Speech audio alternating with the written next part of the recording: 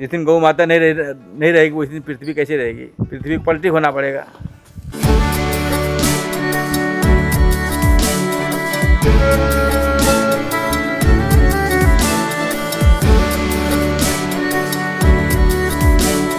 कैसे हो गुरु जी? કે મારે આપવું છે કારણ કે ગૌશાળા આવીએ अब वहीं पर जन्म हुआ, वहीं पर बड़े हुए। મહારાજજી નાવડી હોવાના છે ને એમની પોતાની ગૌશાળા છે। આથી આપને એક નંદી મહારાજ સેવામાં આપ્યા છે। બે નંદી મહારાજ છે એમના।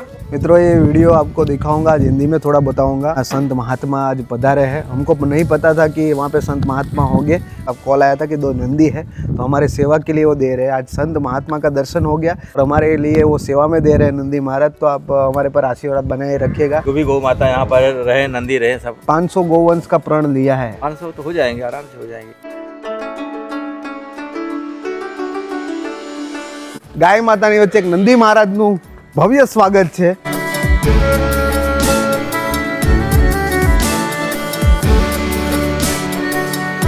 आगमन થઈ ગયા। आज सोमवार है और सोमवार के दिन ही हाँ, सोमवार के दिन शंकर भगवान का वाहन आवे गया।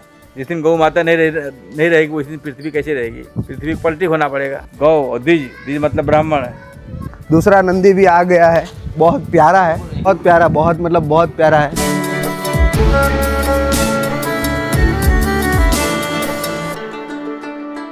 ये 2.5 साल का नंदी है और वो 3 साल का नंदी है।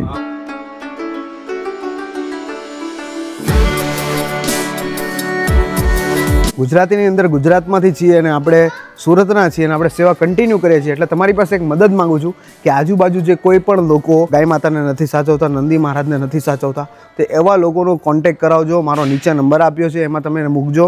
અને આજે આપણે 100 ગૌવંશની સેવા કરીશું। અત્યારે હાલ 3 થઈ ચૂક્યા છે, હજી 97 આપણે જેટલા લાવવાના છે। એમ તો 500 જેટલું છે, પણ અત્યારે આપણી પાસે વ્યવસ્થા ખાલી 100 ગૌવંશની છે ને અત્યારે આગળનું કામ પણ શરૂ થવાનું છે થોડા ટાઈમની અંદર।